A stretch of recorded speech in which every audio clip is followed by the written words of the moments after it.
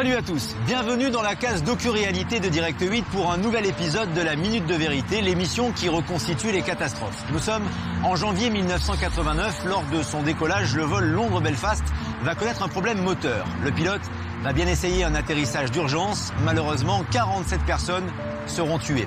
Que s'est-il vraiment passé? Voici la réponse avec la Minute de Vérité, c'est tout de suite sur Direct 8.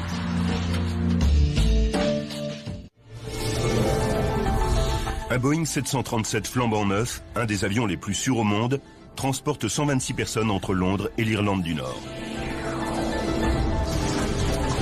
Soudain, une succession d'explosions et de vibrations secoue l'appareil.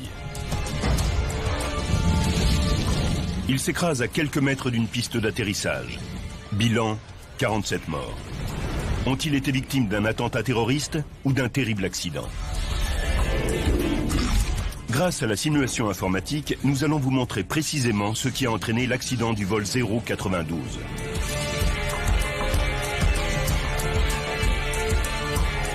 Les catastrophes sont rarement le fruit du hasard. Elles résultent souvent d'un enchaînement d'événements malheureux que nous allons tenter de reconstituer dans cette Minute de Vérité.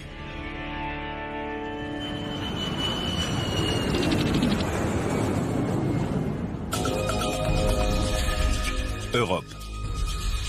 Angleterre. Heathrow, près de Londres. Le premier aéroport mondial en termes de trafic. 8 janvier 1989. En ce dimanche soir, de nombreux passagers rentrent chez eux après les vacances de Noël et du jour de l'an. L'aéroport est bondé. Dans l'aérogare 1, les gens se présentent pour le vol British Midland 092 à destination de Belfast. Un vol régulier d'1 heure. La sécurité est omniprésente. En effet, la campagne de l'IRA contre des cibles britanniques bat son plein. En près de 20 ans, l'armée républicaine irlandaise a tué 416 civils. Un employé des services médicaux, Gareth Jones, a pris un nouveau poste à Belfast 3 semaines auparavant. J'ai quelques questions de sécurité. Ces vérifications sont devenues une habitude. On vivait en Irlande du Nord à l'époque et on y était habitué car la sécurité était accrue.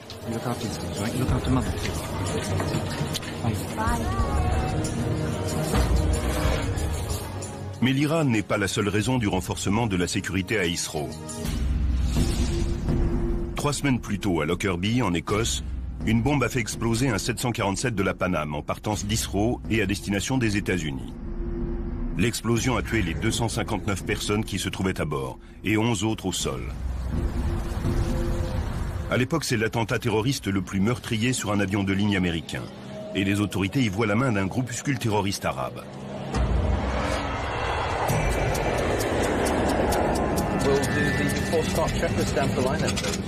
Ce dimanche 8 janvier, les passagers du vol 092 sont entre les mains du commandant de bord, Kevin Hunt. Avec 25 ans d'expérience, c'est un des pilotes les plus chevronnés de la compagnie British Midland. À ses côtés se trouve l'officier pilote de ligne David McClelland, âgé de 39 ans. Ce soir, ils sont aux commandes d'un avion qui n'a que 2 mois, un des nouveaux Boeing 737 de la série 400. L'avionneur américain a lancé cet appareil 1 an plus tôt à grand renfort de publicité. Il peut s'enorgueillir de plusieurs améliorations par rapport à ses prédécesseurs. Ces nouveaux turboréacteurs CFM56 sont les plus puissants de leur catégorie et le poste de pilotage dispose de la technologie dernier cri avec entre autres des écrans télé et des cadrans à diode pour remplacer les traditionnels cadrans à aiguille. 19h15. Carte d'embarquement. Les 118 passagers embarquent dans l'avion. Frein débloqué, allumez moteur 1 et 2. Le commandant Hunt allume les 2 moteurs. Les avions de la série 400 sont encore tout nouveaux pour lui. Il n'a que 23 heures de vol à son actif sur ce type d'appareil. Quant à son copilote, il en compte seulement 53.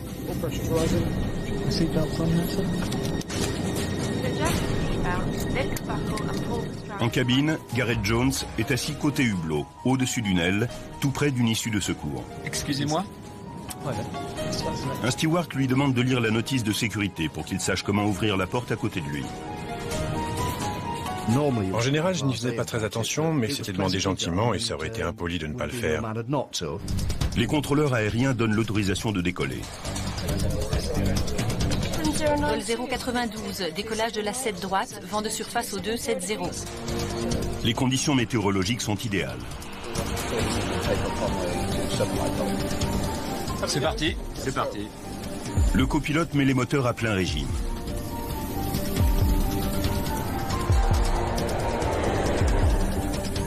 V1, rotation.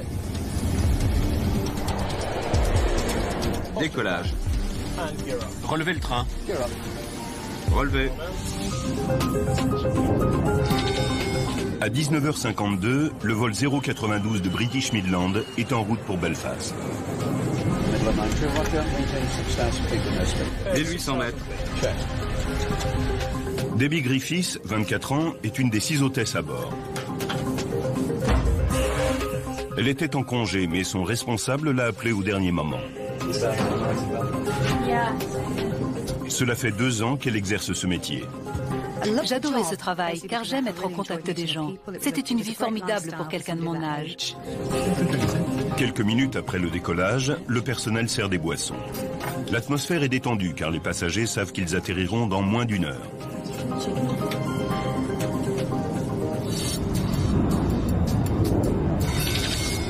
« 20h05. 13 minutes après le décollage, l'avion est à 8500 mètres et monte pour atteindre son altitude de croisière de 10 600 mètres. Puis, soudain, une très forte déflagration. L'avion commence à vibrer violemment. Pour les passagers, ce vol de routine vient de virer au cauchemar. Dans le poste de pilotage, le commandant de bord et son copilote ressentent eux aussi les secousses. Bizarre, qu'est-ce qui se passe? Pire encore, ils sentent de la fumée. Il y a le feu? Prévenez le contrôle aérien qu'on descend. La fumée ne peut entrer en cabine que par les conduits d'air conditionnés. Or, l'air conditionné étant actionné par les réacteurs, les 2 hommes en déduisent qu'il s'agit d'un problème de moteur. Un problème grave, d'après le bruit. Assis au-dessus de l'aile, à côté du moteur, Kieran Dynan, un étudiant de 20 ans, entend un cliquettement très puissant. C'était un fracas, comme celui de cailloux dans une machine à laver. Derrière le cockpit, Nick Stevenson et Chris Thompson, 2 entrepreneurs, sont assis dans la rangée 1. Ils rentrent chez eux à Belfast. Ils sentent des vibrations si intenses qu'ils ont l'impression que l'avion se désagrège. C'était comme si quelqu'un essayait d'entrer à coups de masse, de se tailler un chemin à travers le fuselage. À ce moment-là, vous vous retrouvez paralysé.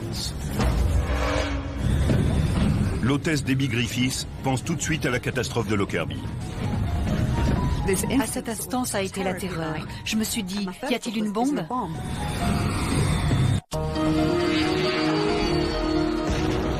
Il y a effectivement de quoi se poser la question vu l'explosion et les vibrations qui secouent l'appareil. Assis à côté du hublot au-dessus de l'aile dans la rangée 14, Gareth Jones s'efforce de rassurer une passagère paniquée. La personne à côté de moi, Teresa, était très mal. J'ai donc commencé à lui parler pour essayer de la calmer. Et ça m'aidait aussi car je n'étais pas très rassuré non plus. Et Gareth a de bonnes raisons de s'inquiéter. De son siège, il a une vue plongeante sur l'aile de l'avion. Et ce qu'il voit n'est pas fait pour le rassurer. En regardant par le hublot, je voyais des traînées qui ressemblaient à des étincelles qui semblaient provenir du moteur. Dans le cockpit, le commandant de bord et le copilote, qui ne peuvent pas voir leurs 2 turboréacteurs, ignorent tout des étincelles. Comme tous les pilotes, ils s'appuient sur les données fournies par les instruments de bord pour tenter de diagnostiquer le problème. Mais ils ne sont pas encore familiarisés avec le nouveau système d'affichage des 737-400. En scrutant leur tableau de bord, Hunt et McClelland conclut à un problème moteur et arrête celui des deux qui est défectueux. Coupez-le. D'accord. Les bruits et les vibrations cessent immédiatement et le 737 reprend un comportement normal.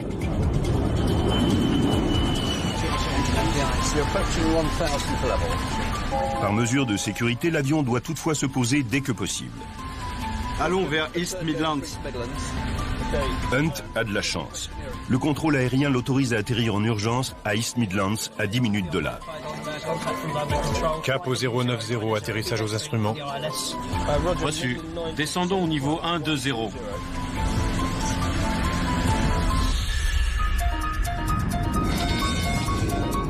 20h10. Mesdames et messieurs, ici le commandant Kevin Hunt. Nous avons eu un problème avec l'avion. Le commandant de bord s'adresse à ses 118 passagers pour les rassurer et les informe qu'il a coupé le moteur défectueux. Il est malheureusement impossible de poursuivre notre vol vers Belfast. Il les assure qu'ils seront en sécurité au sol d'ici une dizaine de minutes. Ce sera un atterrissage de routine. Pour son plus grand soulagement, Gareth Jones constate que le moteur ne crache effectivement plus d'étincelles et il se dit que le commandant maîtrise la situation. 20h17. L'avion descend de 2000 mètres. Il doit atterrir dans 8 minutes. 160, niveau de vol 40. Une minute plus tard, un contrôleur aérien demande au commandant Hunt de virer à droite pour s'aligner dans l'axe de la piste. Vol 092, descendez à 900 mètres. Reçu. 900 mètres. L'avion entame son approche. En cabine, l'équipage se prépare à l'atterrissage.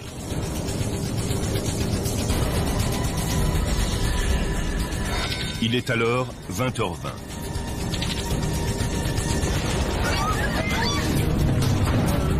Une deuxième déflagration, encore plus violente que la première, secoue l'appareil.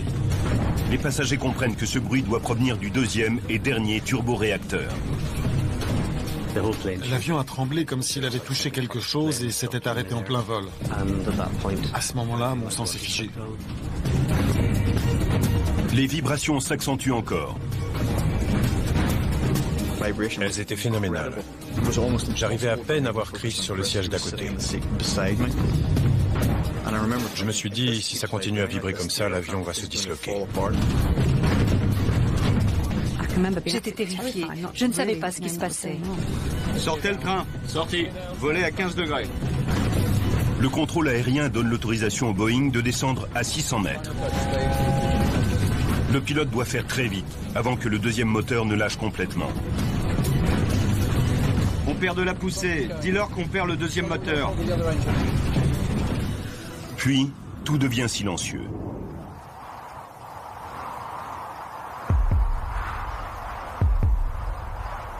Le dernier turboréacteur vient de cesser de fonctionner. Les passagers savent qu'ils sont en train de tomber. Je me souviens du bruit du vent à l'extérieur, ce sifflement. Puis l'avion est tombé. C'était comme descendre une pente de grand 8. Je me suis dit, si celui qui est là-haut veut te prendre, tu peux rien y faire.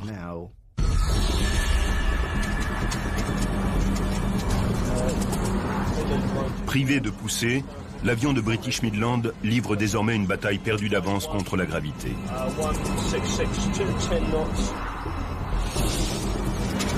Hunt ordonne au copilote de tenter de relancer les moteurs. McClelland entame aussitôt la séquence de mise en marche, mais l'appareil perd rapidement de l'altitude. C'est alors que le moteur gauche prend feu. Il y a le feu. Relancez le moteur. Il ne démarre pas. Le 737 est en chute libre. Et le manche du commandant Hunt commence à vibrer violemment. L'avertisseur de proximité du sol signale aux deux hommes qu'ils descendent trop vite. Les pilotes distinguent les lumières de la piste d'atterrissage de l'aéroport à moins de 2 km. Mais il y a aussi d'autres lumières, beaucoup plus proches. Ce sont celles de l'autoroute M1, l'artère principale nord-sud du Royaume-Uni. Si l'avion s'écrase sur la chaussée, le nombre de victimes risque d'être effroyablement élevé.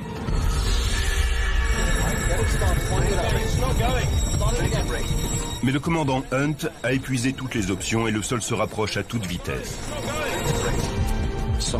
Quelqu'un a dit « on va tous mourir ».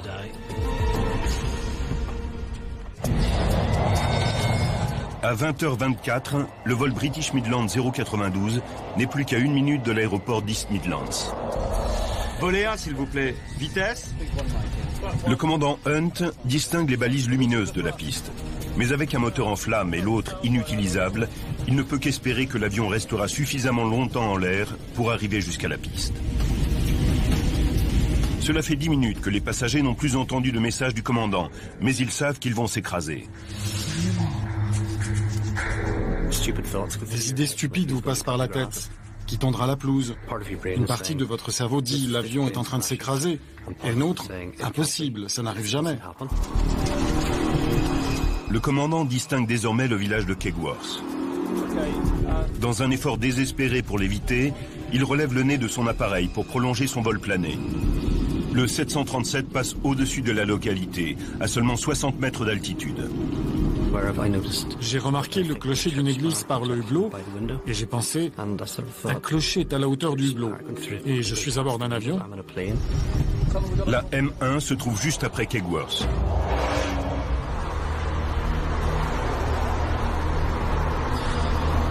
Si Kevin Hunt parvient à franchir les 6 voies, il n'aura plus que 900 mètres à faire pour atteindre la piste. Essayez l'autre. Il ne démarre pas. Essayez encore. Il ne démarre pas. Il est impossible de continuer à faire voler l'avion. Le commandant fait alors une dernière annonce aux passagers terrifiés. Préparez-vous à un atterrissage d'urgence. Il a dit « Préparez-vous à un atterrissage d'urgence » et le ton de sa voix était éloquent. Je me suis mise en position en me disant « c'est la fin ». Juste avant, je me suis dit, personne ne survit à un accident d'avion. «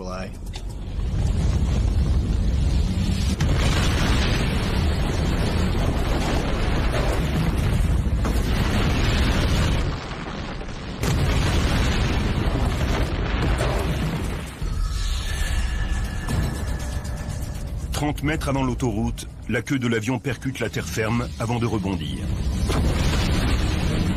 L'appareil arrache les arbres qui bordent la M1. C'était comme si ça n'allait jamais s'arrêter. On ne pouvait plus respirer. L'avion glisse à travers la chaussée, détruisant un lampadaire,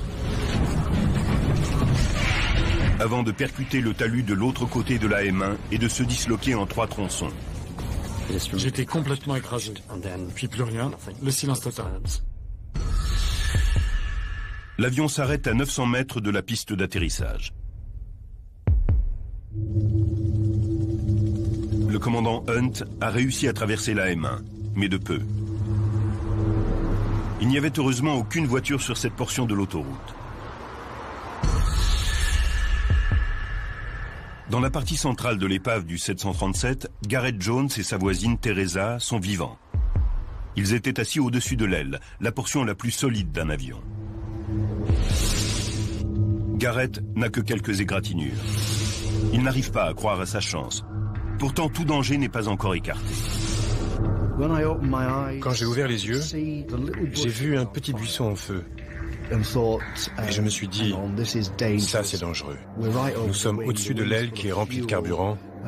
On a intérêt à sortir et vite. Par miracle, les 5000 litres de kérosène n'ont pas encore pris feu, mais ils s'écoulent de l'épave, et un des moteurs est encore en flammes.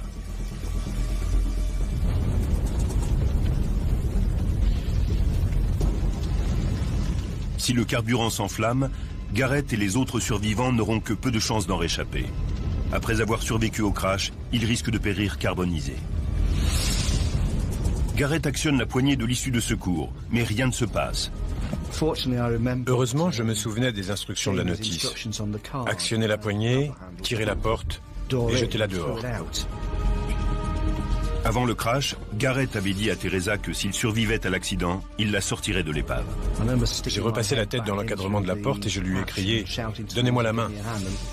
Et j'ai vu sa main sortir des ténèbres. Je l'ai tiré dehors. Garrett remonte ensuite dans l'avion pour tenter de secourir d'autres survivants. Mais la scène qu'il découvre le glace d'effroi. Des débris tordus, des passagers blessés appelant au secours, et d'autres à jamais silencieux.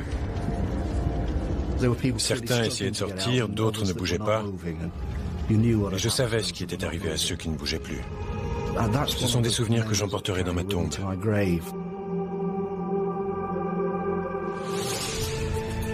Dans le tronçon avant, Nick Stevenson et Chris Thompson sont toujours dans leur siège de la rangée 1. Chris est inconscient et gravement blessé. Mais Nick fait partie des chanceux. Il recouvre rapidement ses esprits. Je me suis dit, je suis vivant. Et puis, ça va brûler, sors. Il n'a pas la force d'aider Chris. Il essaie de se lever, mais une douleur fulgurante dans sa jambe gauche l'en empêche. Pourtant, il sait qu'il doit la surmonter pour sortir. L'instinct de survie prend le dessus, c'est incroyable. Je savais que j'allais sortir, il le fallait. Rien d'autre n'avait plus d'importance. Il se traîne jusqu'à une brèche dans le fuselage et appelle des conducteurs qui se sont arrêtés pour porter secours. Ils sont venus me chercher et m'ont porté jusqu'au bas du talus. L'hôtesse Debbie Griffiths, elle, est toujours prisonnière dans le nez de l'appareil. Elle est grièvement blessée et redoute que le carburant ne prenne feu. J'avais beaucoup de mal à respirer et je me suis vue mourir. Je me battais pour survivre, tout en m'attendant à ce que les moteurs explosent. Je me souviens m'être dit, j'espère que la fumée arrivera rapidement jusqu'à moi. Kieran Dynan est juste au bord du tronçon central. Grièvement blessé, il n'est qu'à demi conscient. Devant moi, il n'y avait plus rien. Des débris, c'est tout. 20h30. 5 minutes après le crash, les pompiers approchent de l'avion. Ils commencent par noyer la zone sous la mousse carbonique. Les pompiers ont crié « On a éteint le feu dans le moteur ». Et je me suis dit qu'on avait peut-être une chance. En moins de 2 minutes, le sinistre est maîtrisé et le sauvetage commence. Les pompiers parcourent l'appareil à la recherche de survivants. Leur priorité est de faire le tri entre ceux qui sont morts et ceux qui s'accrochent encore à la vie. J'ai émergé quand il m'a braqué sa torche dans les yeux et il a dit « Vite, celui-ci est encore vivant ». Puis j'ai reperdu conscience. Kieran est extrait de l'avion et emmené d'urgence à l'hôpital. 8 heures après l'accident, les sauveteurs extraient le dernier survivant de l'épave du vol British Midland 092. Il est alors 4h20 du matin. Sur les 126 personnes à bord, 39 sont mortes au moment de l'impact et 8 autres ont succombé à leurs blessures après avoir été transportés à l'hôpital. Parmi les survivants, on trouve les pilotes Kevin Hunt et David McClelland. Mais tous deux sont grièvement blessés. Le commandant est paralysé. Les survivants ont décrit ce qui s'était passé et ont fait l'éloge du savoir-faire des pilotes. Mais comment un avion flambant neuf a-t-il pu tomber comme une pierre? Un acte terroriste est la première hypothèse envisagée. Tout le monde a encore à l'esprit l'attentat de Lockerbie, 3 semaines auparavant, qui a fait 270 morts.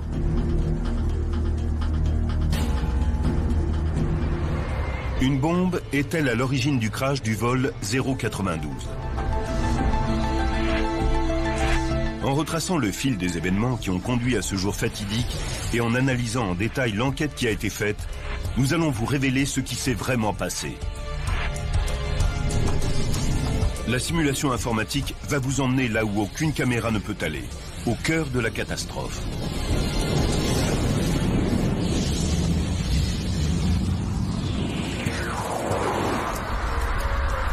Eddie Trimble est enquêteur en chef au Air Accident Investigation Branch, l'équivalent du bureau enquête accident. Il a travaillé sur toutes les grandes catastrophes aériennes survenues au Royaume-Uni au cours des 30 dernières années. À l'annonce du drame de Kegworth, lui et son équipe de 9 enquêteurs sont toujours à Lockerbie, en train de fouiller les vestiges de l'avion de la Pan Am. Eddie Trimble craint qu'un nouvel attentat terroriste n'ait encore coûté la vie à certains de ses compatriotes.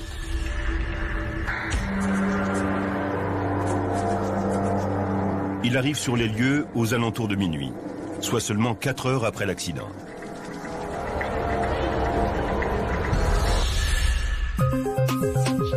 Mais les fouilles ne révèlent aucun indice venant confirmer l'hypothèse d'une explosion terroriste. L'équipe écarte donc rapidement la thèse de l'attentat. Kegworth n'est pas un deuxième Lockerbie. Elle envisage ensuite la possibilité d'un ennui mécanique, les survivants faisant état d'une panne des 2 moteurs. Aussi invraisemblable qu'elle puisse paraître, cette théorie fait bientôt la une des médias. D'après les experts, le risque de voir 2 moteurs d'un avion neuf tomber en panne en même temps est de 1 sur 100 millions. Néanmoins, c'est bien ce qui se serait produit la nuit dernière.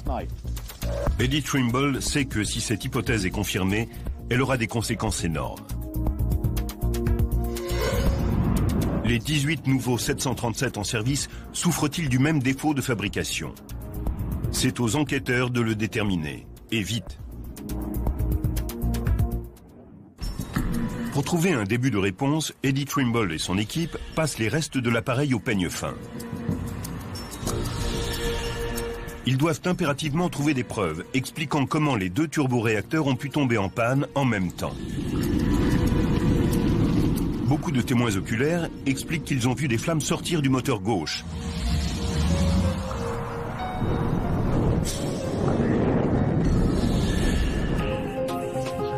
C'est donc ce moteur qu'Eddie Trimble commence par examiner. Mais la tâche n'est pas facile car le moteur a été très endommagé à l'impact. Pourtant Trimble ne tarde pas à trouver quelque chose qui n'a rien à voir avec le crash. La plupart des aubes du turboréacteur sont très abîmées et certaines sont cassées.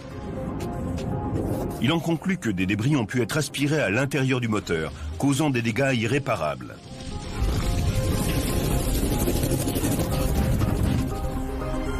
Il expédie le réacteur pour analyse supplémentaire afin qu'on puisse déterminer pourquoi les aubes se sont cassées. Eddie Trimble et son équipe se tournent ensuite vers le moteur droit, le premier à avoir eu des problèmes d'après l'enregistrement des conversations dans le cockpit. Après plusieurs heures d'examen minutieux, le chef de l'enquête parvient à une conclusion terrible mais irréfutable.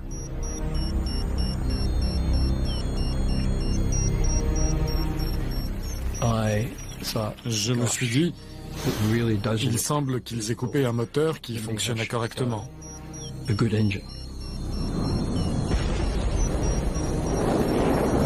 Lorsque le moteur gauche a donné des signes de fatigue, il semblerait que les pilotes aient coupé de manière inexplicable celui de droite qui fonctionnait correctement. Cette révélation fait basculer tout l'axe de l'enquête.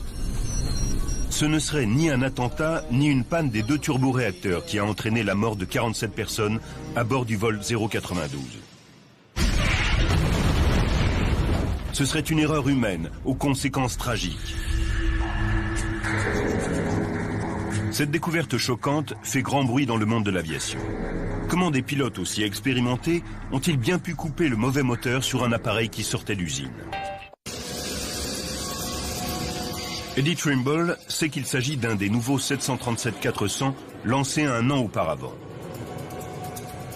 Le copilote David McClelland avait volé seulement 53 heures sur cet appareil. Et le commandant Kevin Hunt, rien que 23.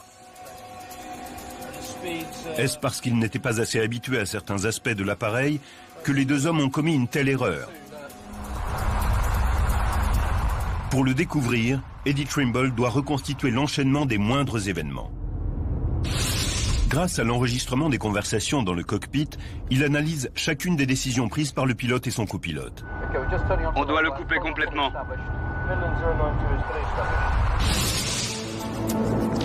20h05, H-20 minutes. Dans le moteur gauche, une aube se casse. Le morceau qui s'est détaché vient se loger dans le capot moteur. Les dégâts endommagent l'alignement du moteur. Les vibrations violentes de ce dernier se transmettent alors à tout l'avion. La rupture de l'aube a endommagé le réacteur gauche qui menace de cesser de fonctionner. En plus des secousses qu'il ressent, l'équipage remarque de la fumée. Cette fumée s'échappe des joints abîmés du moteur et s'infiltre dans le circuit d'air conditionné. Les deux hommes ont conclu qu'il y a le feu dans un de leurs deux réacteurs. Le commandant demande lequel pose problème. C'est lequel? L'enregistreur phonique dévoile alors le premier acte d'un enchaînement d'événements fatidiques. David McClelland commence par dire gauche. Le gauche. Avant de changer d'avis. Non, c'est le droit. Eddie Trimble doit comprendre pourquoi le copilote a hésité puis donné une mauvaise réponse. Il sait que les deux hommes ne peuvent pas voir les moteurs et qu'ils doivent se fier aux écrans d'affichage des instruments pour diagnostiquer la nature du problème. L'affichage des nouveaux 737-400 se fait sur des écrans télé et des cadrans à diode. Hunt et McClelland ont-ils eu du mal à interpréter cette présentation inhabituelle? Coupez le moteur. Sur le tableau de bord, un cadran indique les vibrations inhabituelles sur chacun des deux moteurs. Il permet normalement au pilote de savoir d'un seul coup d'œil quel réacteur est défectueux. Ces cadrans ont toujours existé sur les 737, mais sur la série 400, ils ont une présentation très différente. Ce sont en effet des diodes qui font office d'aiguille. Et cette aiguille s'affiche à l'extérieur du cadran, alors qu'elle se trouvait à l'intérieur sur les modèles précédents. De plus, elle est beaucoup plus courte. L'enquêteur apprend que Hunt et McClelland n'ont eu droit qu'à une seule journée de formation sur la série 400 et qu'ils n'ont reçu aucun entraînement en simulateur sur les instruments moteurs, les EIS. Aucun des deux pilotes n'avait eu la possibilité de voler en simulateur et d'apprendre à interpréter les EIS, que ce soit dans le cadre d'une utilisation normale ou plus important, dans des conditions anormales. N'étant pas suffisamment familiarisés avec le nouvel appareil, les deux hommes ratent une première occasion de faire le bon diagnostic. Reste maintenant à comprendre pourquoi ils en arrivent ensuite à la conclusion que c'est le moteur droit qui pose problème. Là encore, c'est l'enregistreur phonique qui fournit à Eddie Trimble un indice. Vous sentez? Qu'est-ce que c'est? Vous sentez? Quand les pilotes sentent de la fumée venant du moteur défectueux, ils savent qu'elle ne peut être passée que par le système d'air conditionné. Or, par expérience, le commandant Hunt sait que ce système est actionné par le moteur droit du 737. Il suppose donc que c'est celui qui émet de la fumée. Coupez le moteur. Mais Boeing a procédé à des modifications sur la série 400. Sur ce modèle, le système d'air conditionné est alimenté par les deux réacteurs. 20h07. Interprétant à tort la provenance de la fumée, les pilotes manquent la deuxième occasion de conclure que le problème se situe au niveau du moteur gauche. C'est pourquoi le copilote coupe le droit, alors que celui-ci fonctionne parfaitement.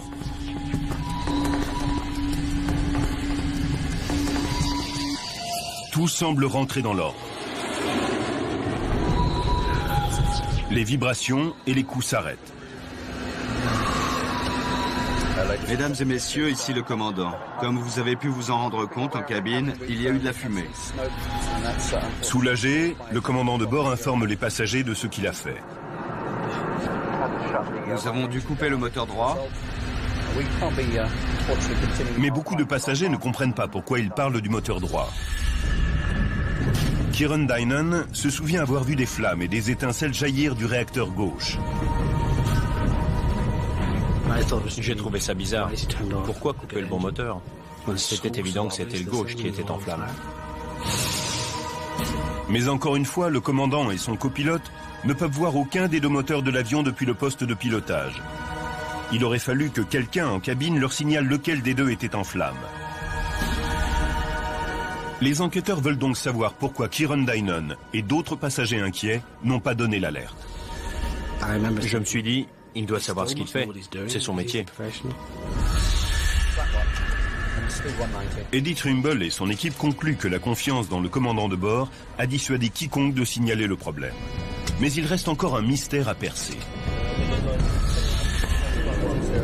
Pourquoi l'avion a-t-il semblé reprendre un fonctionnement normal lorsque le copilote a coupé le mauvais moteur? Pour élucider cette énigme, Eddie Trimble et ses ingénieurs décortiquent le fonctionnement du turboréacteur du 737-400.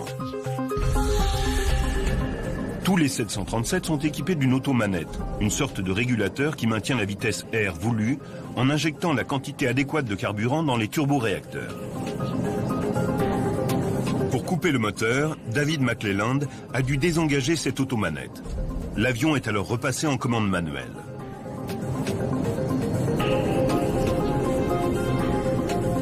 Pour Eddie Trimble, cette manœuvre de routine est la clé du mystère.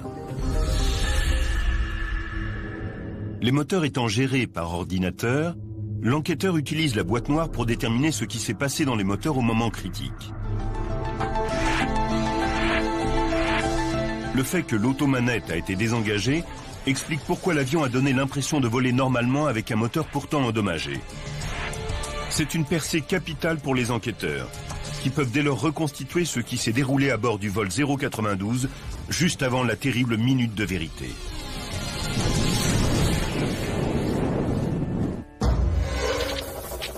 « 20h05. La cassure d'une aube dans le turboréacteur gauche endommage le moteur correspondant, ce qui entraîne une réduction de la vitesse de rotation de la turbine. L'automanette réagit en injectant plus de carburant dans le moteur défectueux pour essayer de maintenir sa vitesse de fonctionnement. Du coup, ce moteur se met à vibrer fortement et à cracher des étincelles qui mettent le feu au carburant excédentaire. Ce sont les flammes que certains passagers remarquent. 20h07. Trompés par la fumée acheminée par le circuit d'air conditionné, les pilotes incriminent le mauvais moteur. Le commandant de bord ordonne l'arrêt du moteur droit qui fonctionne correctement. Coupez le moteur. Le copilote s'exécute, désengage l'automanette et tire le levier de poussée des gaz du réacteur droit. À cet instant, les vibrations cessent et l'odeur de fumée se dissipe. Eddie Trimble sait maintenant pourquoi. Les données de la boîte noire confirment qu'au moment où le copilote a coupé l'automanette pour couper le réacteur droit, les deux moteurs sont repassés en commande manuelle. Ayant détecté un fonctionnement plus lent que la normale, les capteurs situés dans le moteur défectueux ont réduit l'approvisionnement en kérosène. Revenu à une alimentation supportable pour lui, le moteur a cessé de vibrer et d'émettre des flammes. Le moteur gauche, quant à lui, semble fonctionner normalement, alors qu'il est presque hors d'usage.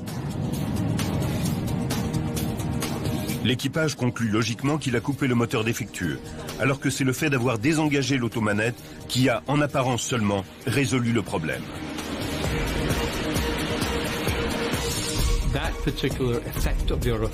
Cette conséquence du fonctionnement de l'automanette est l'élément qui a incité les deux pilotes à croire qu'ils avaient correctement identifié le moteur droit comme étant celui qui était défectueux.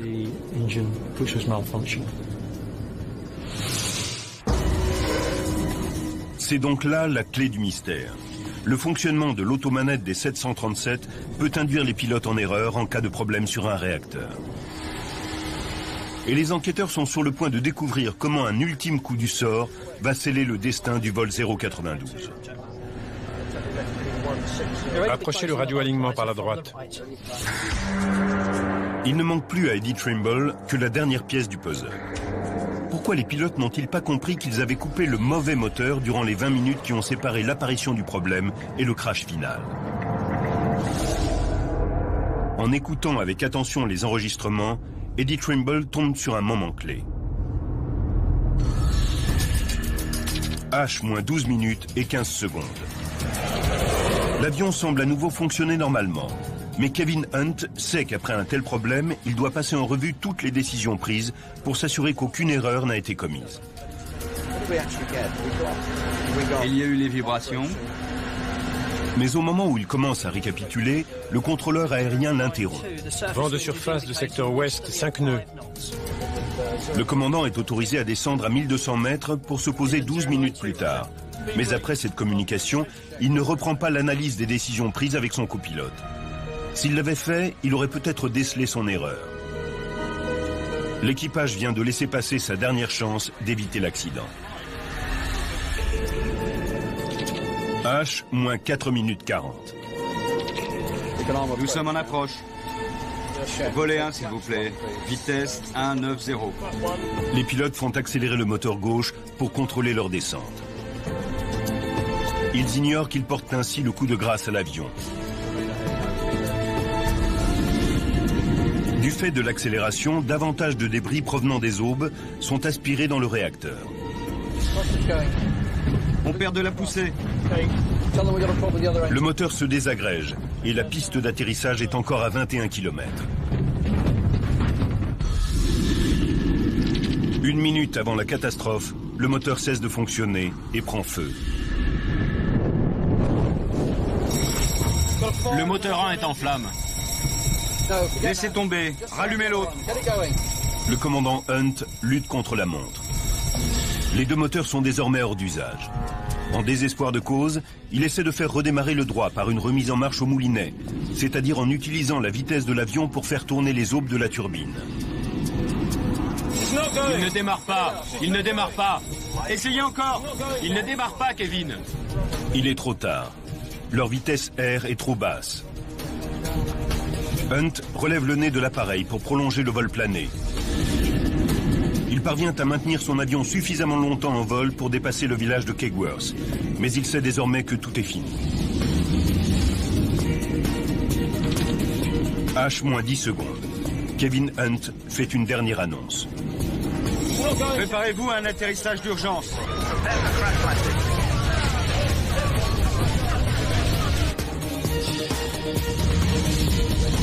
À 20h24 minutes et 43 secondes, le vol 092 de British Midland s'écrase sur le talus de la M1 à 185 km/h.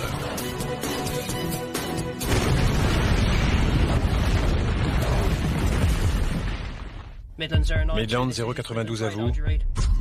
Midland 092 à vous. Midland 092 à vous.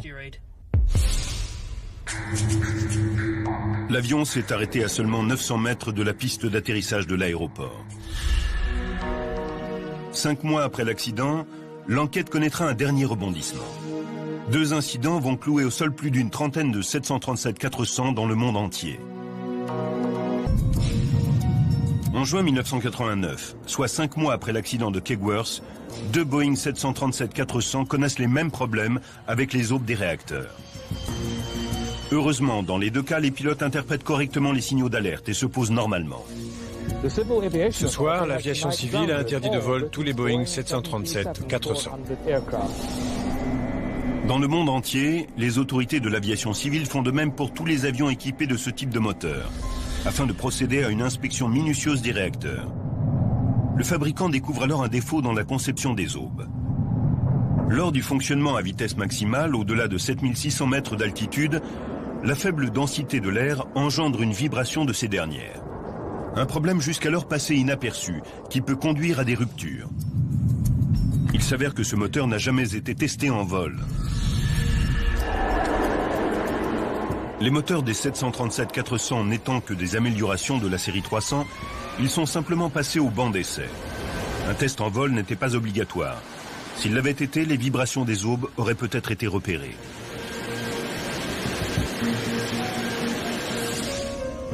Le fabricant a dû redessiner le moteur et rééquiper 99 Boeing 737-400. Les règlements obligent aujourd'hui les fabricants à procéder à des essais en vol de tous les nouveaux moteurs. 18 mois après la catastrophe de Kegworth, la commission d'enquête a publié son rapport. Elle a conclu que si les pilotes avaient bien commis une erreur en coupant le mauvais moteur, ils bénéficiaient de circonstances atténuantes. Ils n'avaient eu aucun entraînement en simulateur sur 737-400. La première urgence qu'ils ont donc eu à gérer était une urgence en situation réelle.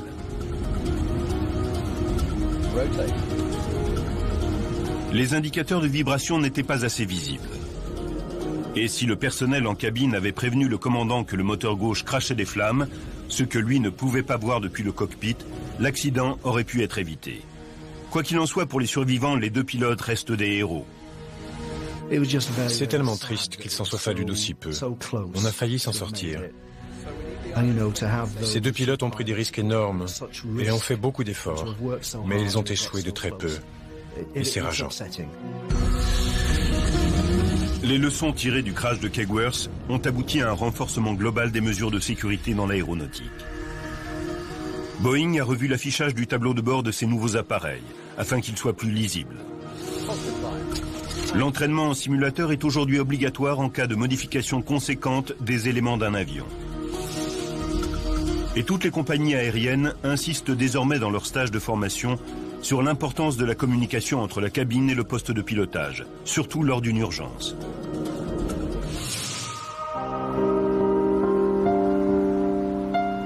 Sur les 126 personnes présentes à bord, 47 ont perdu la vie. Pour les survivants, rien ne peut atténuer les souvenirs de cette nuit de cauchemar. Néanmoins, leur vie a continué. Chris Thompson et Nick Stevenson se sont remis de leurs blessures et travaillent toujours ensemble en Irlande du Nord. Kieran Dynan est aujourd'hui marié et père d'une petite fille. Je me fais toujours du souci, mais plus comme avant. J'ai eu toute ma malchance d'un coup. Et rien d'aussi terrible ne peut plus m'arriver. Debbie Griffiths n'est plus hôtesse de l'air. Elle suit des études d'infirmière. On ne survit pas à un accident d'avion sans changer. Depuis, je profite de chaque instant. J'ai toujours été enjouée et je n'ai jamais ressenti l'amertume du genre « pourquoi moi ? Pourquoi pas moi ?» même si je n'ai rien de particulier. Quant à Gareth Jones, si ses blessures physiques ont été minimes, il reste psychologiquement très marqué par cette aventure. Je me sens mal depuis. Pourquoi ai-je survécu? Qu'est-ce que j'ai fait de spécial? Ça me hante encore aujourd'hui. Je ne sais pas pourquoi je m'en suis sorti, si ce n'est que j'ai eu la chance de tomber sur un bon siège.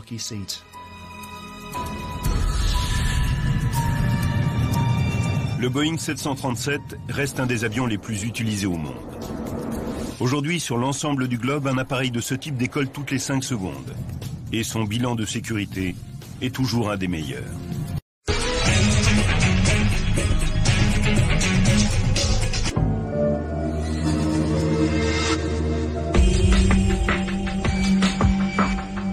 Salut à tous, merci d'être fidèles au rendez-vous des docu-réalités de Direct 8 et de notre série La Minute de Vérité. C'est un fait, les catastrophes n'arrivent pas par hasard, elles sont le résultat d'une succession d'événements malheureux. C'est ce qui s'est produit le 19 juillet 1989 avec le vol 232 d'United Airlines qui va perdre l'usage de l'un de ses moteurs. Très rapidement, l'avion va se transformer en boule de feu lorsqu'il percute la piste de Sioux City, dans l'Iowa. Sur 285 passagers, 112 vont disparaître. Voici la Minute de Vérité, tout de suite, sur Direct 8. Un DC-10 avec à son bord des vacanciers, et notamment beaucoup d'enfants, fait route vers Chicago. 1 heure après le décollage, un de ses moteurs tombe en panne. Bien qu'il lui en reste 2, l'avion devient presque impossible à piloter. Les 285 passagers se préparent à un atterrissage d'urgence à Sioux City. Comment la panne d'un seul des moteurs a-t-elle pu conduire à ce désastre? Grâce à la simulation informatique, nous allons vous montrer précisément ce qui a entraîné la perte du vol 232. Les catastrophes sont rarement le fruit du hasard. Elles résultent souvent d'un enchaînement d'événements malheureux que nous allons tenter de reconstituer dans cette Minute de Vérité.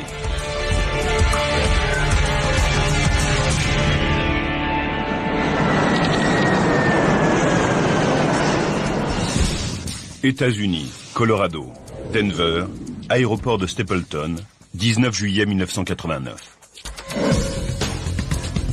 Surnommée la porte d'entrée des Rocheuses, Denver est une des plaques tournantes du trafic aérien américain. 1300 avions décollent d'ici tous les jours, transportant plus de 75 000 passagers. L'été bat son plein et l'aéroport de Stapleton est envahi par les vacanciers et les hommes d'affaires.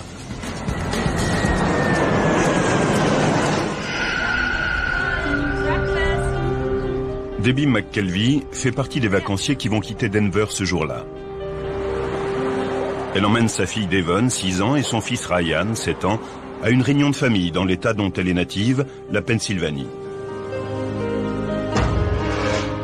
Je revenais pour 2 semaines avec mes enfants et j'étais enthousiaste à l'idée de ce voyage. Debbie profite de la promotion Journée des enfants proposée par la compagnie United Airlines. Les enfants de moins de 14 ans volent pour 1 cent seulement, à condition que chacun d'eux voyage avec un adulte payant. Debbie part donc avec son ami du club de tennis, Russ Ness, pour qu'elle fasse la paire avec un de ses enfants. Ça me faisait plaisir de partir avec Ruth, car elle pouvait s'occuper d'un de mes enfants et moi de l'autre. 13h15. Debbie, Russ et les enfants sont en salle d'embarquement pour le vol UA 232 à destination de Philadelphie via Chicago. Le pilote de ce vol sera le commandant Al Haynes. Le personnel en cabine lui a signalé un petit problème électrique en cuisine lors du vol précédent.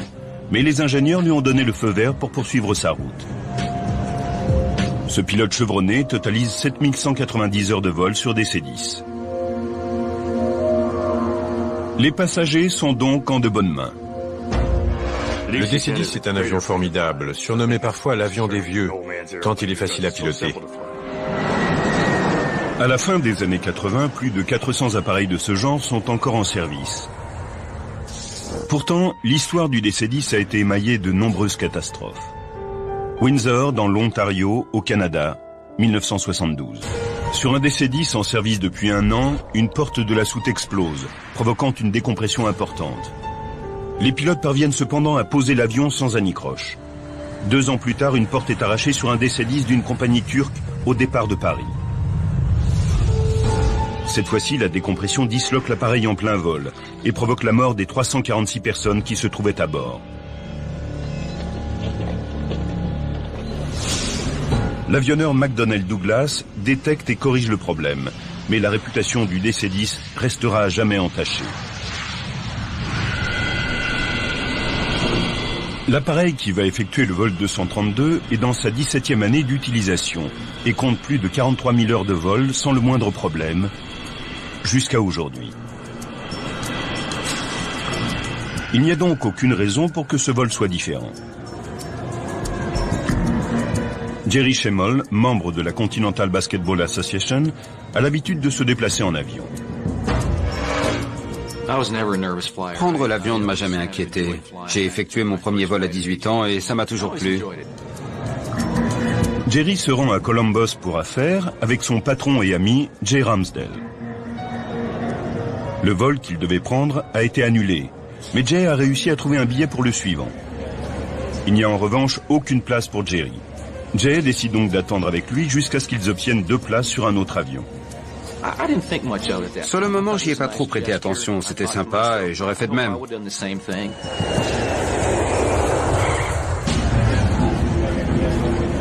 Au bout de 6h30 d'attente, Jerry et Jay se voient attribuer 2 places sur le vol United Airlines 232 pour Philadelphie. Il y aura à bord 285 passagers et 11 membres d'équipage.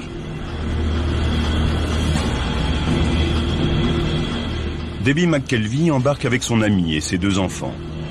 Le nombre de jeunes passagers est inhabituellement élevé, 52 au total, en raison de la journée des enfants. Pour la responsable des agents de bord, Jan Brownlaw, cet afflux d'enfants laisse présager un vol fatigant.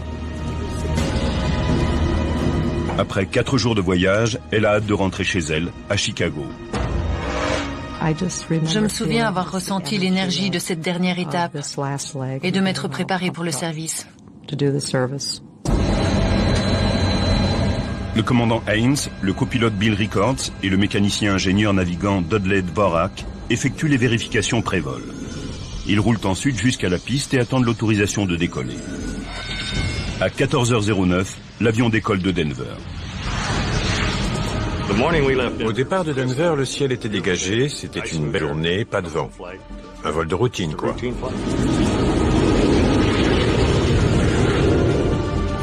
Debbie McKelvey est assise à côté de son fils Ryan et son ami Russ est dans la rangée juste derrière à côté de Devon. À 15h16, les passagers terminent leur repas.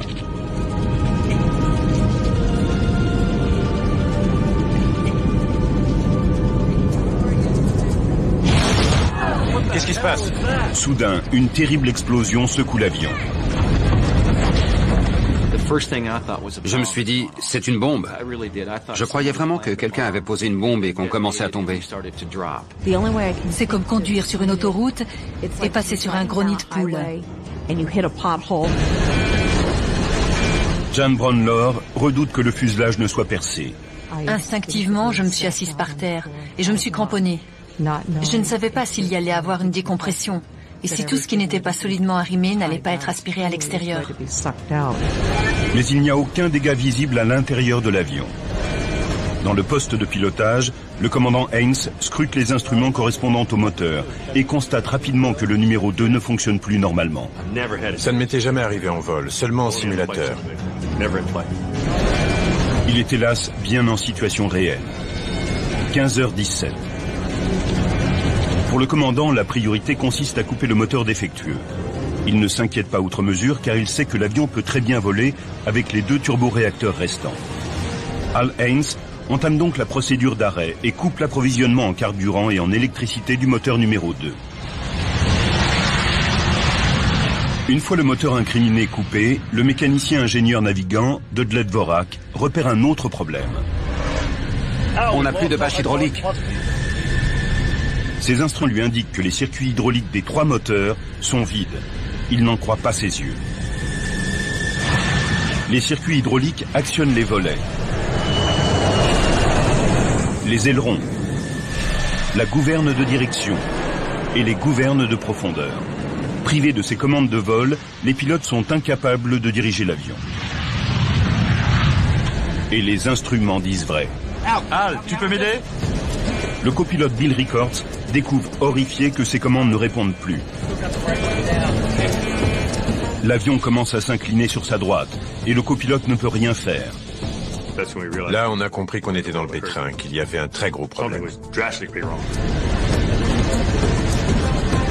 Le commandant Haynes essaie d'actionner les commandes, mais lui non plus ne parvient pas à rétablir le niveau de vol du DC-10. L'avion menace de se retourner, une perspective terrifiante. On ne pouvait ni faire virer l'avion, ni contrôler son tangage, rien du tout. C'est le cauchemar de tout pilote. L'avion est à 11 000 mètres et ne répond plus.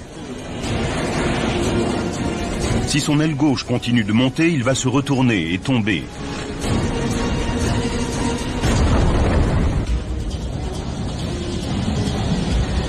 La situation du vol United Airlines 232 est des plus préoccupantes, car malgré leurs efforts, Hal Haynes, Bill Rickards et Dudley Dvorak ne parviennent pas à maîtriser leur appareil.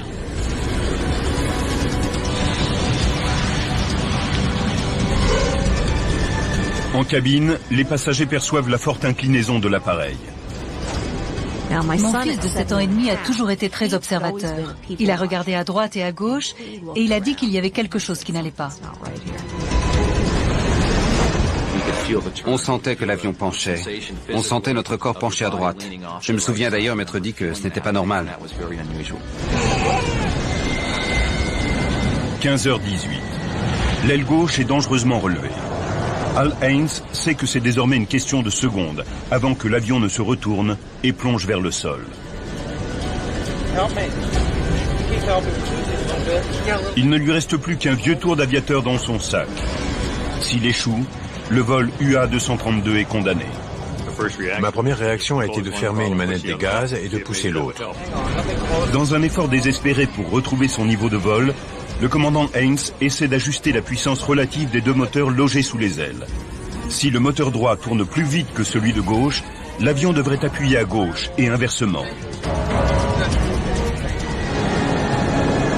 La manœuvre réussit. Hal Haynes parvient à faire cesser le tangage. S'il n'a toujours aucune commande de vol, il parvient cependant à guider l'avion en utilisant les manettes des gaz. Mais il découvre vite qu'il ne peut que tourner à droite.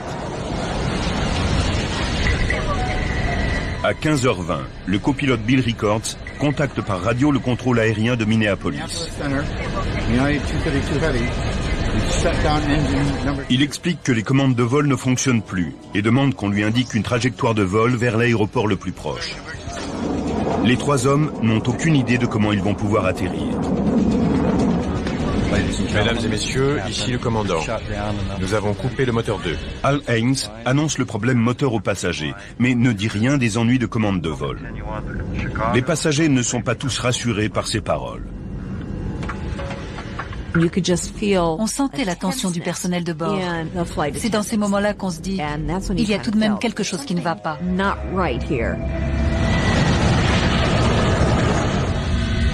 Le commandant Haynes sait qu'il lutte contre la montre. L'avion chute à raison de 250 mètres par minute. Ils vont très vite devoir tenter un atterrissage d'urgence.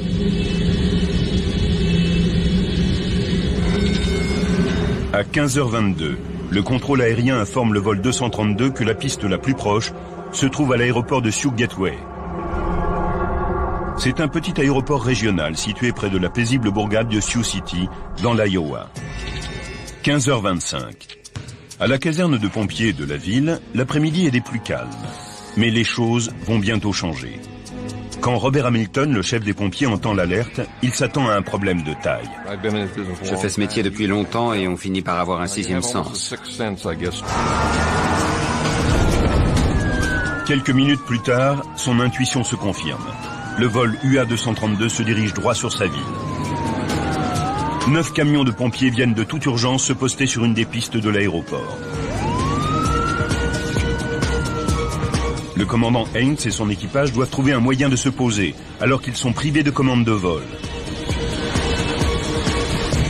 Mais avant même qu'ils aient pu trouver une solution à ce problème, ils en découvrent un autre. Le DC-10 se met à voler en dents de scie, de manière aléatoire et incontrôlable. Les pilotes ont l'impression de se trouver sur un grand 8 aérien. On ignorait combien de temps on resterait en l'air. En sentant les soubresauts de l'avion, Debbie McKelvey commence à craindre pour sa vie. J'étais avec mes enfants de 6 et 7 ans. Je me suis dit, si on doit mourir, pourvu que ce soit rapide. À 15h26, le commandant Haynes convoque la responsable des agents de bord dans le cockpit. Quand j'ai ouvert la porte, j'ai senti toute cette tension. C'était la pire situation possible. Le commandant l'informe qu'elle doit préparer les passagers à un atterrissage d'urgence. En arrivant en première classe, je ne pouvais regarder personne dans les yeux, car j'avais peur que les gens ne lisent la peur dans les miens.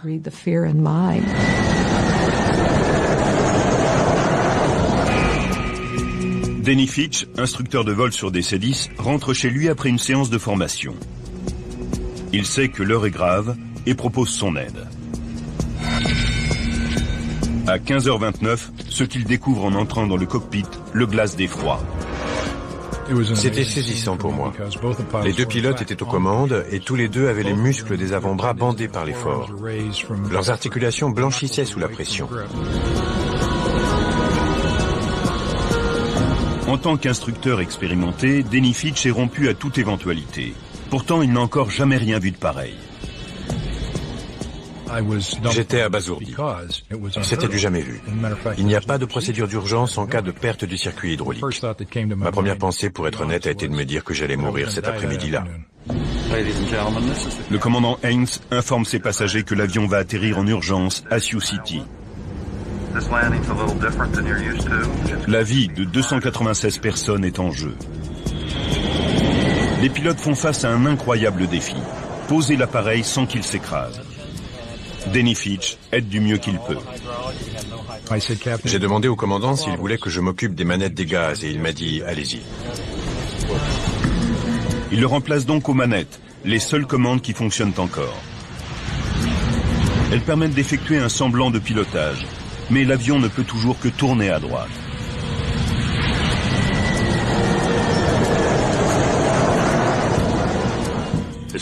Pour moi, Denny était le 4e membre d'équipage, car il était prêt à nous aider du mieux qu'il pouvait. 15h48. Le DC-10 est à 12 minutes de l'aéroport de Sioux City, et il perd dangereusement de l'altitude.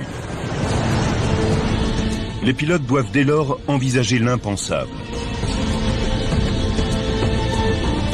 Dans quelques minutes, ils vont devoir tenter de poser un avion de 165 tonnes, privé de commande de vol. La vie des 285 passagers est entre leurs mains.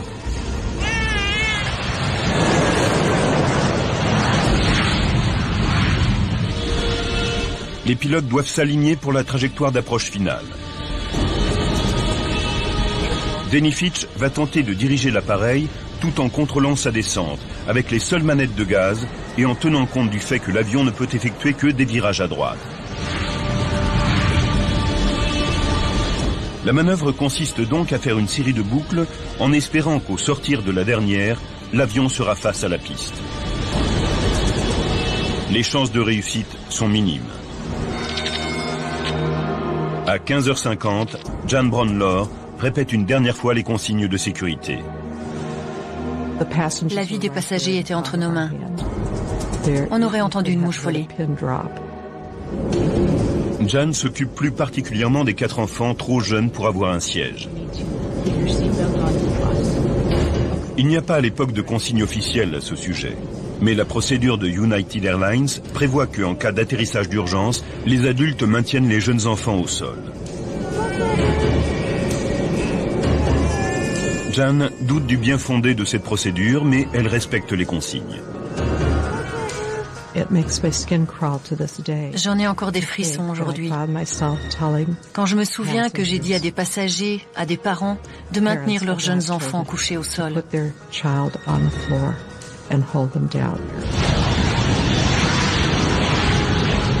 À l'approche de Sioux City, les 4 hommes dans le cockpit ont parfaitement conscience de l'enjeu. 296 vies sont entre vos mains. Jamais je ne me suis senti autant responsable de toute ma vie. Privé de ses freins, l'avion a besoin de la plus grande longueur de piste possible. C'est pourquoi les contrôleurs aériens lui affectent la numéro 31. Avec ses 2700 mètres, c'est la plus longue de Sioux City. À 15h52, Denny Fitch entame la dernière boucle. Il sait que l'avion endommagé ne pourra jamais reprendre de l'altitude pour une deuxième tentative. Ça y était, il fallait qu'on se pose sur cette piste. Et du premier coup. Au sortir de la dernière boucle, les pilotes sont soulagés de découvrir droit devant eux l'aéroport de Sioux City. Le seul petit problème, c'est qu'ils ne sont pas en face de la bonne piste. Cette piste était devant nous, on manquait de temps et d'altitude, donc on y est allé. La piste 22 est bien plus courte que la 31, et c'est celle où se sont garés les camions de pompiers et les ambulances. C'est seulement au bout de quelques minutes qu'on a su qu'il y avait un changement, que l'avion n'atterrirait plus sur la piste 31, mais la 22. À 15h59, les camions de pompiers dégagent la piste 22 de toute urgence pour permettre aux DC-10 d'atterrir. On s'est dépêché d'évacuer et de se mettre dans la meilleure position possible afin ensuite d'accéder à cette même piste.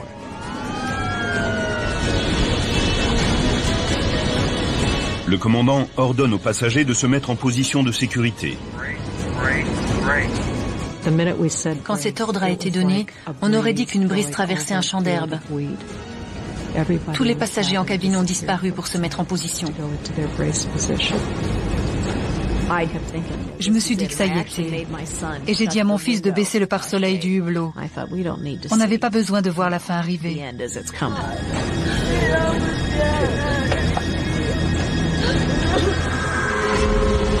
Tandis que les pilotes font de leur mieux pour aligner la trajectoire de l'avion dans l'axe de la piste, ils volent encore à 400 km/h, alors que la vitesse normale pour un atterrissage est de 250 km/h. Mais incapables d'actionner les volets, ils ne peuvent pas ralentir leur descente. L'avertisseur de proximité de sol se met à sonner. Ils descendent trop vite. L'avion plonge à 560 mètres minute, 6 fois plus rapidement que la normale.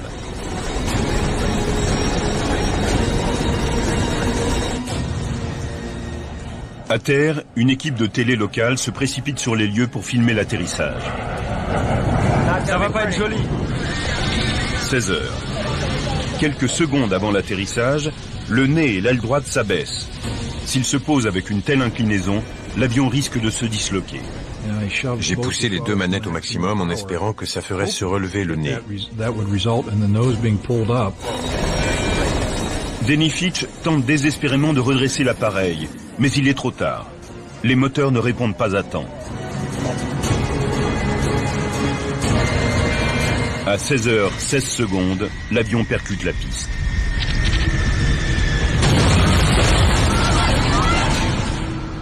On avait l'impression d'être tombé. Ça ne ressemblait pas à un atterrissage d'urgence, mais à un crash. J'entendais les grincements du métal, ce bruit que je n'avais jamais entendu et que j'espère ne jamais plus réentendre. Le train d'atterrissage droit et l'aile droite sont arrachés. Le kérosène commence à fuir et l'appareil prend feu. J'ai vu des boules de feu. L'avion raclait la piste. Et là, je me suis dit, mon Dieu, on va finir brûlé vif. L'avion glisse sur son aile brisée le long de la piste, sur environ 600 mètres avant de se disloquer. Le poste de pilotage s'est cassé comme une pointe de crayon et l'épave s'est mise à faire des tonneaux à une vitesse folle.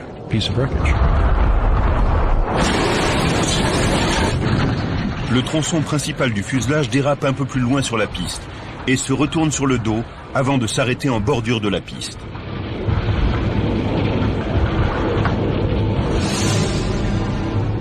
L'avion se casse en 3 morceaux, le poste de pilotage, la queue et la cabine.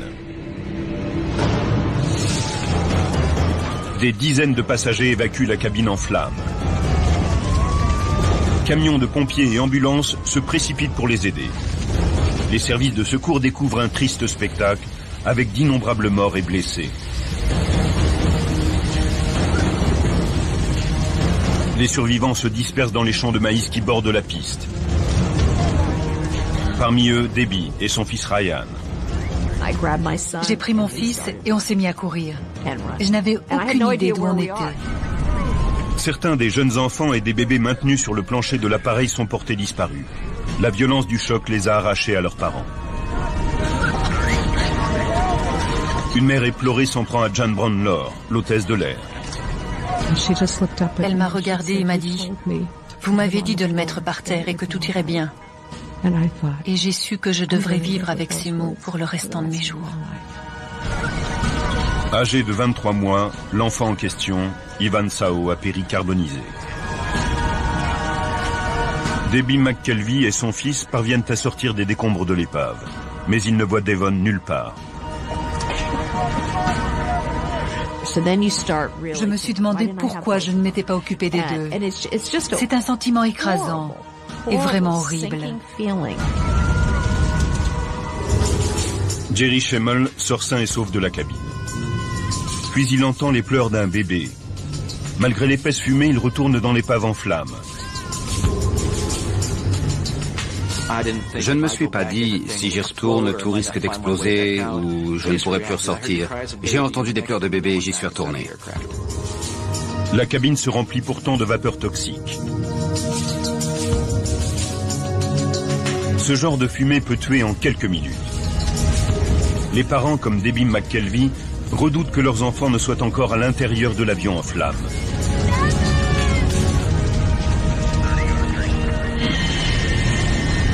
Le choc a été particulièrement violent lorsque l'avion s'est écrasé.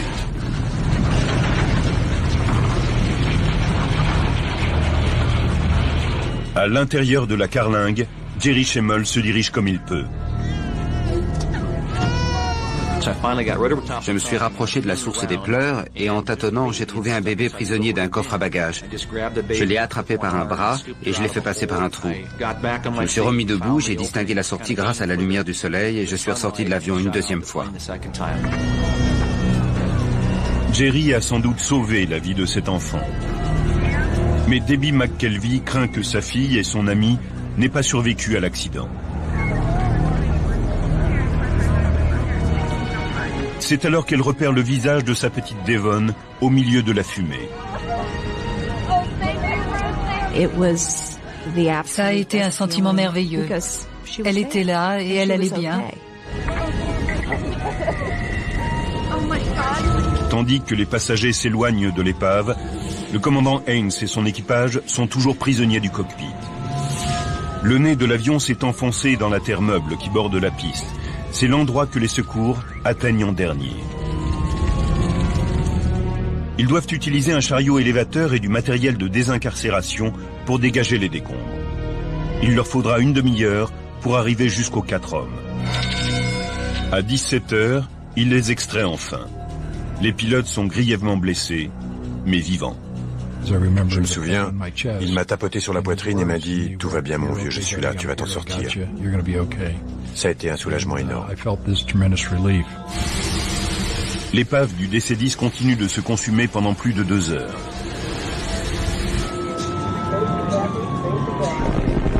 « 9 hélicoptères et 34 ambulances évacuent les rescapés.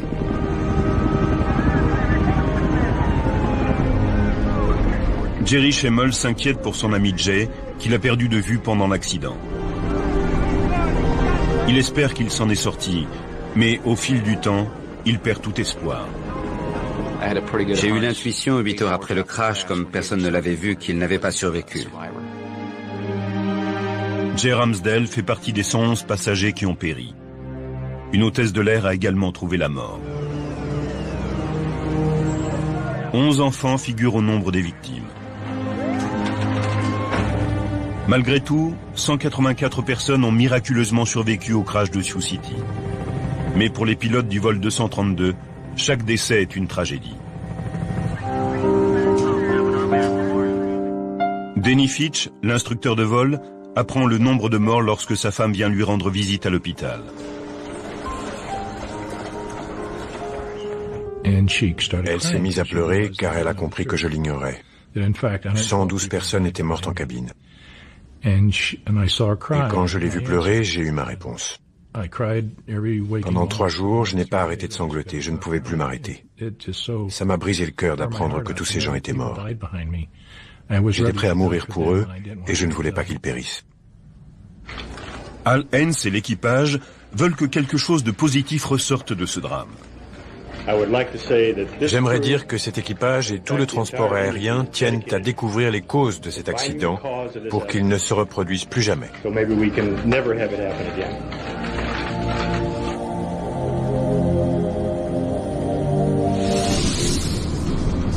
Le NTSB, l'équivalent du bureau enquête accident, envoie une équipe d'enquêteurs à Sioux City. 427 DC-10 étant alors en service dans le monde entier, le NTSB doit découvrir ce qui est arrivé à celui de United Airlines, et vite. Frank Hildrup dirige l'équipe chargée d'examiner la structure de l'avion. On ressent beaucoup d'appréhension et d'anxiété lors de ce genre de mission. Je n'occupais pas ce poste depuis très longtemps à cette époque, seulement 9 mois. Frank Hildrup et son équipe du NTSB arrivent en Iowa 9 heures après le crash et se mettent immédiatement au travail. Leur priorité consiste à récupérer chaque morceau de l'épave pour reconstituer l'avion. C'est une tâche herculéenne. L'accident s'était produit sur une surface si grande qu'on savait qu'une enquête très longue nous attendait. Les milliers de débris sont éparpillés sur plus d'1 kilomètre. Les services d'urgence et la garde nationale sont mis à contribution.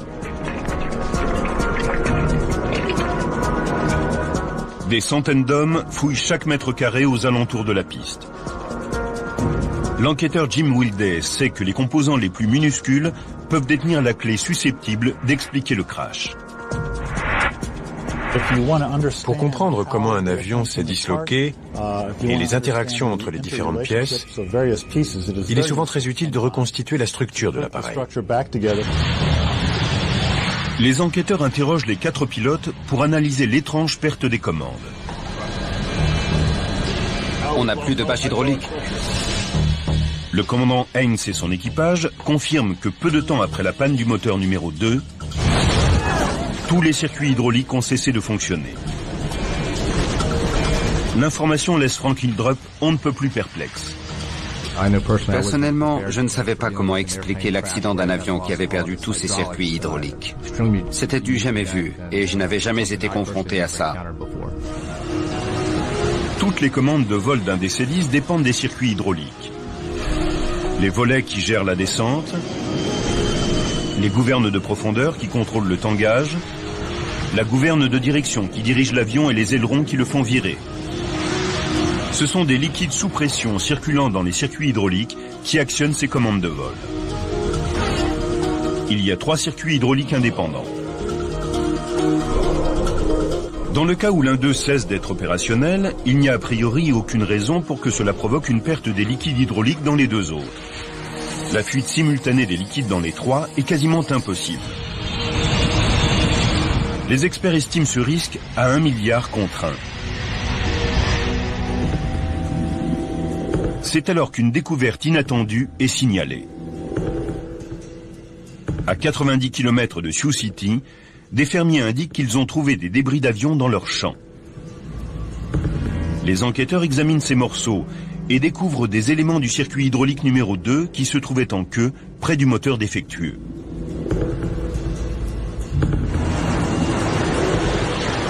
S'appuyant sur la trajectoire de vol, l'équipe calcule l'heure exacte où ces morceaux sont tombés. L'incident s'est produit à 15h16, au moment précis où la déflagration a retenti et où la panne moteur a été signalée.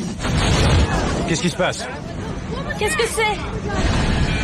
Tout indique donc un problème moteur qui a eu pour conséquence d'endommager les circuits hydrauliques.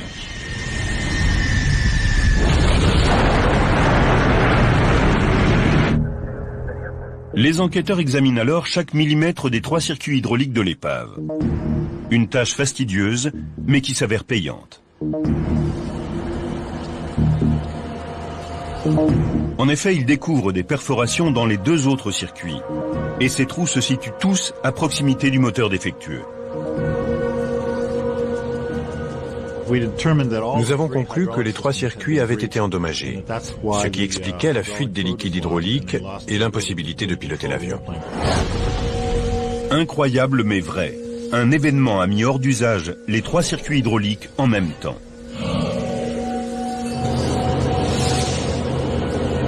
Mais les enquêteurs doivent encore prouver que c'est bien la panne du moteur 2 qui en est la cause.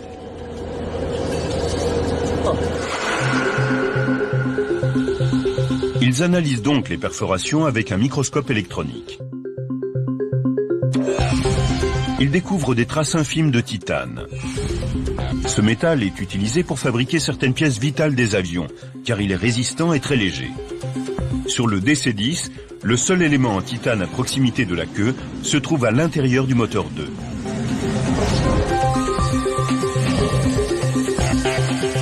Lorsque les ingénieurs du NTSB reconstituent ce moteur, un nouvel indice vient corroborer la théorie envisagée. Nous avons découvert qu'une portion importante du moteur 2 en queue de l'avion était manquante. Cette pièce, c'est la couronne d'aube, l'énorme moyeu central du turboréacteur. Une pièce faite en titane. Les enquêteurs commencent à avoir une idée de ce qui a conduit à la perte des commandes de vol.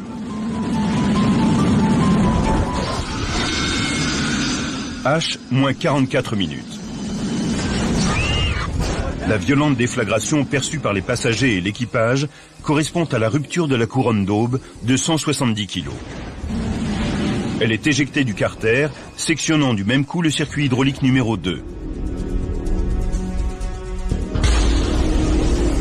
Mais par malchance, d'autres débris viennent perforer les 2 circuits restants.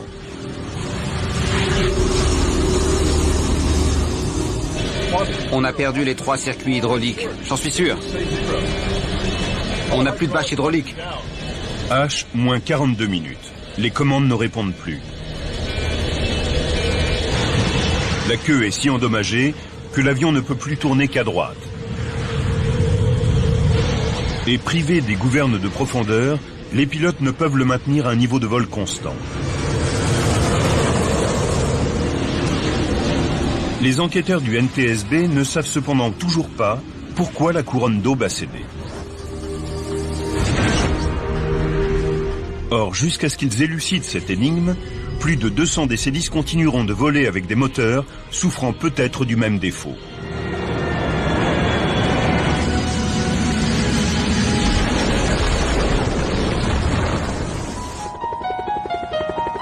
Il leur faut donc absolument trouver et analyser les morceaux manquants de la couronne.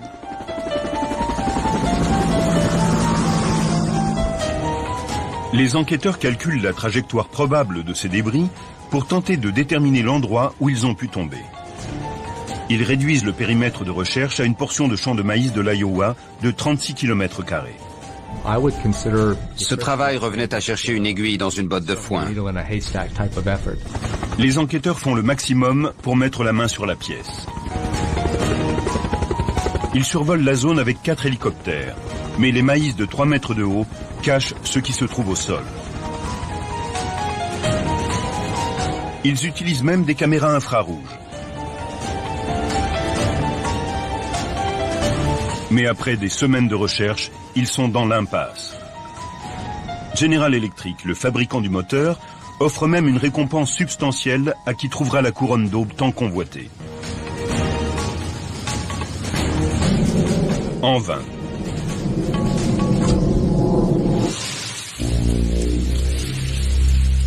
Deux mois s'écoulent. C'est l'heure de la récolte.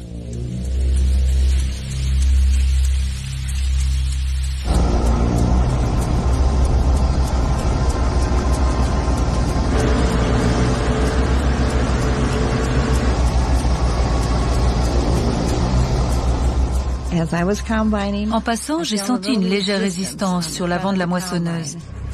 J'ai reculé, je me suis mise au point mort, je suis descendue et j'ai tout de suite vu que c'était la pièce qu'ils cherchaient. Il s'agit effectivement d'une pièce importante, à moitié enterrée.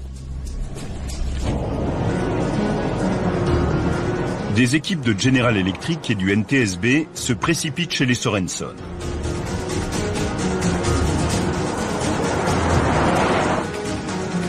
Dale et Janice les aident à extraire la pièce du sol. Voici la vidéo tournée par les Sorenson. J'avais une petite pelle. Je suis allé chercher le tracteur avec le bras mécanique. J'ai passé une chaîne autour, j'ai soulevé la pièce et je l'ai emportée à l'atelier non loin de là. On l'a lavée à l'eau chaude et après elle était impeccable. Très vite, les enquêteurs confirment qu'il s'agit bien d'un gros morceau de la couronne d'aube du vol United Airlines 232. Et ils en trouvent un autre non loin.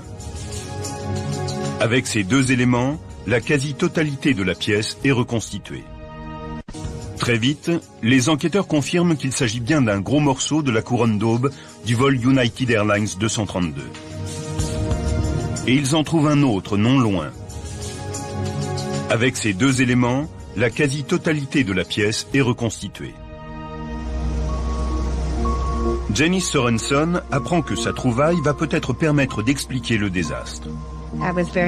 J'étais très émue. J'avais les larmes aux yeux. J'étais à la fois tout excitée d'avoir trouvé la pièce et chagrinée pour tous ces gens qui étaient morts. Janice et Dale empochent la récompense de $120 000 de General Electric. Ils en donnent la moitié à des œuvres caritatives. Le NTSB entame alors la deuxième phase de l'enquête. La couronne abîmée est expédiée par avion au laboratoire du fabricant, afin qu'on analyse ce qui a pu briser une pièce aussi robuste. Jim Wildey, un spécialiste des métaux, examine la pièce en commençant par la ligne de fissure principale. Il remarque une partie légèrement saillante, une fissure de fatigue de 13 mm de long. De telles fatigues du métal sont rares sur une couronne d'aube, car cette pièce est spécialement étudiée pour résister à la pression incroyable exercée par les forces de rotation dans le moteur. Puis, à la base de la fissure de fatigue, Jim Wildey repère une cavité minuscule. Elle faisait dans sa plus grande dimension 1,27 mm. En l'observant plus minutieusement, il remarque une décoloration du métal autour de la cavité. Il prélève un échantillon de la zone suspecte pour faire des tests. C'est peut-être là que se cache l'explication de l'accident tragique du vol UA-232.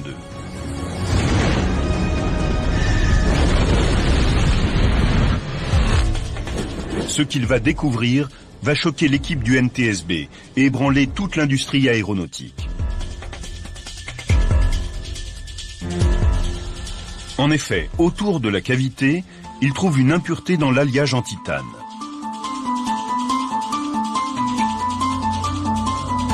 C'est ce qu'on appelle une inclusion, un défaut significatif mais plus petit qu'un ongle humain.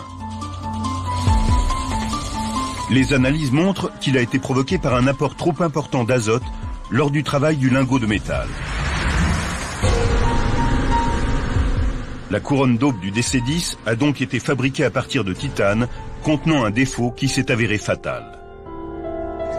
C'est l'ultime pièce du puzzle.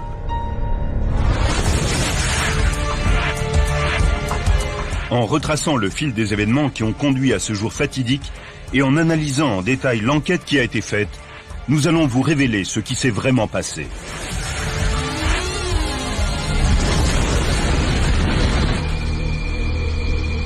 La couronne du DC-10 tournant à raison de 3800 tours minute, la pression exercée fait apparaître une fissure minuscule. À chaque vol, elle ne cesse de s'étendre. 19 juillet 1989. H, moins 44 minutes. La couronne fonctionne depuis 15 503 vols et plus de 17 ans. La fissure mesure alors 13 mm de long. La pièce défectueuse ne peut plus résister à l'effort imposé par la rotation et se casse en deux. Les dégâts engendrés rendent l'avion impossible à piloter. Pendant les 40 minutes qui suivent, les pilotes s'efforcent de maîtriser l'appareil.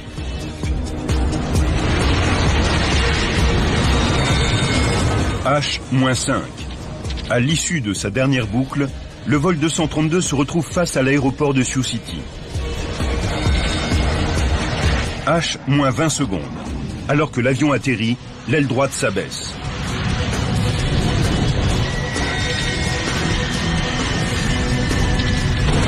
C'est l'accident. L'extrémité de l'aile droite percute le sol et l'avion glisse à toute vitesse sur le tarmac.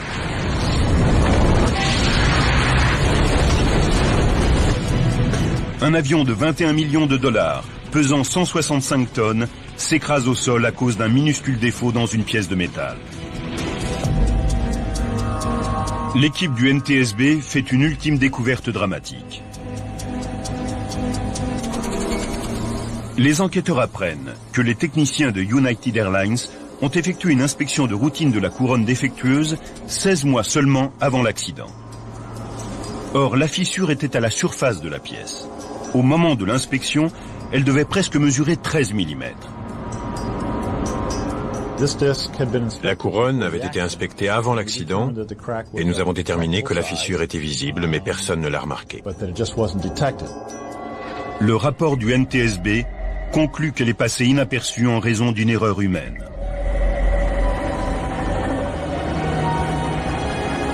Ce même rapport affirmait cependant que les inspections d'United Airlines respectaient les réglementations en vigueur et les normes de l'aéronautique, et désignait le facteur humain comme un problème général dans toute l'industrie aéronautique au niveau des inspections moteurs. Suite à cette catastrophe, la FAA, l'équivalent de la Direction générale de l'aviation civile, a amélioré les procédures d'inspection des moteurs. La FAA a également exigé des modifications des circuits hydrauliques du DC-10. Les compagnies aériennes ont dû ajouter des vannes de coupure pour limiter la quantité de liquide susceptible de s'échapper en cas de fuite. Mais aujourd'hui encore, il n'est pas obligatoire d'attacher les enfants en bas âge en cas d'atterrissage d'urgence. Depuis l'accident, Jan Brownlow milite pour que tous les enfants aient des sièges et des dispositifs de retenue dans les avions. Elle n'a jamais oublié Ivan Tsao, le petit garçon mort pendant qu'elle était de service. Il aurait 17 ans aujourd'hui, s'il avait été dans un siège. Denny Fitch, Al Haynes et les autres membres d'équipage se sont vus attribuer une distinction par l'industrie aéronautique pour leur professionnalisme et leur courage hors du commun. Jerry Schemmel, qui est aujourd'hui père de famille, n'oubliera jamais la dette qu'il a envers ces hommes. Je pense à ces gars chaque jour depuis 16 ans. On n'aurait pas pu avoir de meilleurs pilotes.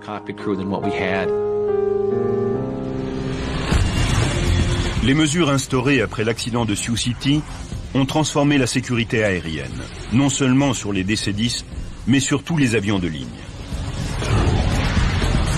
Ces nouvelles réglementations devraient permettre d'éviter qu'une tragédie aussi terrible ne se reproduise un jour.